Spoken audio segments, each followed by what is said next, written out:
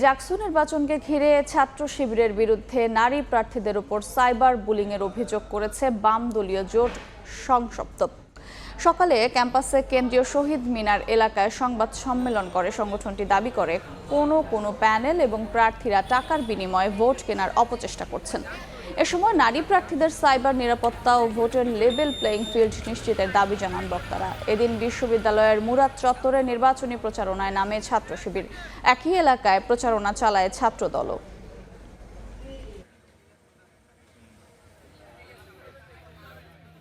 হলগুলোতে শিক্ষার্থীদের সঙ্গে আবাসিক হলগুলোতে যোগাযোগ করছি, আমাদের ইশতেহারগুলো তুলে ধরছি। আমরা যখন শিবিরের রাজনীতি নিয়ে ফেসবুকে কোনো পোস্ট করি কিংবা ক্যাম্পাসে কোনো মিছিল করি, তখন তাদের পক্ষ থেকে পরিচয় গোপন করে তারা বিভিন্নভাবে আমাদেরকে হেনস্থা এবং আক্রমণ করার চেষ্টা করে। তাদের উদ্দেশ্য খুব পরিষ্কার, তারা এই বাংলাদেশের প্রগতিশীল রাজনীতিকে গ্রহণ করতে পারে না, তারা এই বাংলাদেশের নারী মুক্তির প্রশ্নকে গ্রহণ করতে পারে না। এমনও অনেক গুরুত্বপূর্ণ প্রার্থী রয়েছেন, তারা হাজার হাজার টাকা শুধুমাত্র ভোটারদের অবরোহণেই খরচ করছেন।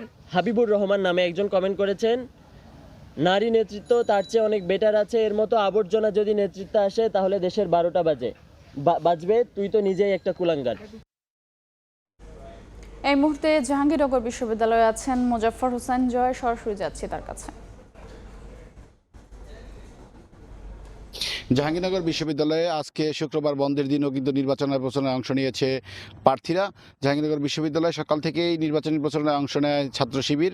তারা মূলত বিশ্ববিদ্যালয়ের বিভিন্ন চত্বর এবং হলসমূহে গণসংযোগ চালায় এবং একই সাথে কিন্তু তারা অনলাইন প্রচারণায় অংশগ্রহণ করেছে বলে আমরা জানতে পেরেছি। জাহাঙ্গীরনগর বিশ্ববিদ্যালয়ের ছাত্রদলও নির্বাচনী প্রচারণায় অংশগ্রহণ করেছে, গণতান্ত্রিক ছাত্র সংসদও নির্বাচনে অংশগ্রহণ করেছে এবং তারা নির্বাচনী প্রচারণা চালিয়েছে।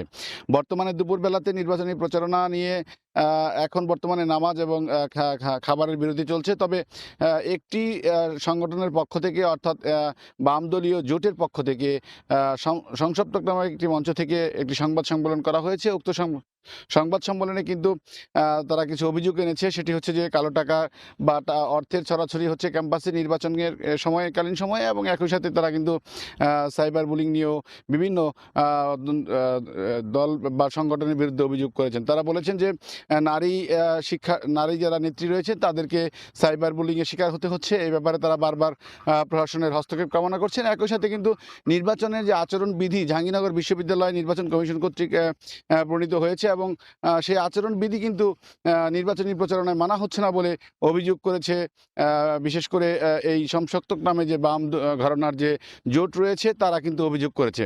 একই সাথে এই আচরণবিধি নিয়েও তাদের অনেক প্রশ্ন রয়েছে। একই সাথে নির্বাচনী প্রচারণার ক্ষেত্রে ছাত্র শিবির একটি অভিযোগ করেছে, তারা মূলত বিতর্ক প্রতিযোগিতার জন্য প্রশাসনের কাছে অনুমতি চেয়েছিল, তাও পায়নি।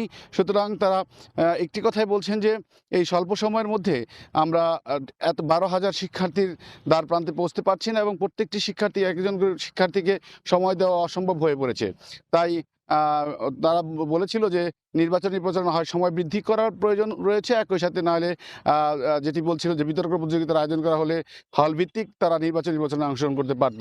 এক্ষেত্রে নির্বাচনী অনেকটাই সুবিধা হতো বলে তারা জানাচ্ছে। তবে যাই হোক, নির্বাচন আর প্রচারণার আর মাত্র 6 দিন বাকি রয়েছে। এই 6 দিনের মধ্যে তাদের সকল কিছু সম্পন্ন করতে হবে। এর মধ্য দিয়েই জোরে সোরে চলছে নির্বাচনী প্রচারণা। এই ছিল আমার কাছে জাহাঙ্গীরনগর বিশ্ববিদ্যালয় থেকে জাকসু নির্বাচনের সর্বশেষ তথ্য।